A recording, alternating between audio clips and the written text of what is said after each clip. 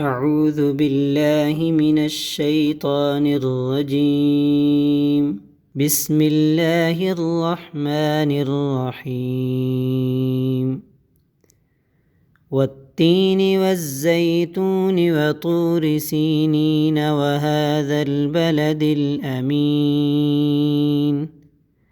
لقد خلقنا الإنسان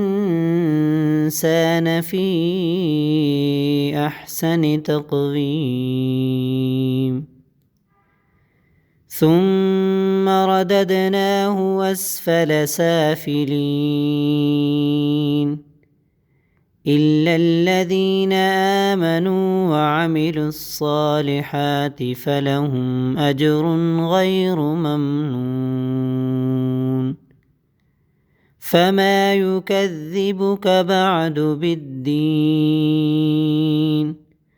أليس الله بأحكم الحاكمين